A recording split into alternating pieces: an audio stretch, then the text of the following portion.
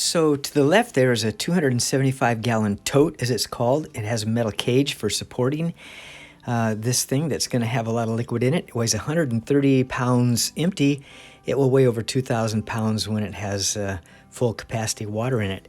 But I got it a good price, $50, and it needs a base. So I went to Lowe's and I bought some concrete block. The blocks are, they're $2.02 with tax a piece, and I think I got 40 of them. The tote is also food grade quality. We got it just to have an emergency water supply in case something happened.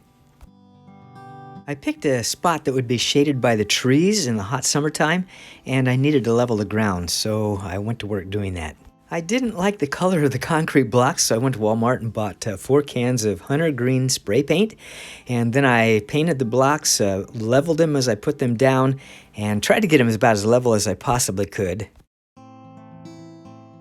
I managed to get the tote manipulated up onto a wagon and then pull that wagon down the hill and get it in place where I could find somebody to help me put it onto the blocks. Then that would help immensely. And so happened my son Joshua came over and helped me, and we got it up there and got it situated properly. This little faucet cost about $30-some. I got it on the internet, and that's what I'm going to do to run the water out of the thing with a hose attachment when I have that opportunity later on. For my own reasons, I decided not to make it a rain capture system by putting it underneath the downspouts and catching rainwater.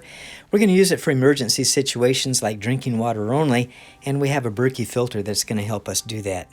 Not long ago, our water source, which is Lake Bowen, became contaminated with algae, and in the algae kill, it killed off a lot of fish, and the water tasted really funny, and I just didn't trust that situation. There are probably a number of good reasons why you should have some extra drinking water on hand, and I think this tote is a good way to start being concerned about stuff and having preparations to take care of those problems. It's recommended that you cover your tote with construction-grade black plastic to keep algae from growing in it. I'm not going to do that. I'm going to do something else instead. The gray tarp is just a temporary consideration. Not sure how we're going to deal with this in the future, but I was afraid that this might look a little gaudy, that tote around the house, but I think it's going to be okay. I think we're going to be just fine for emergency water.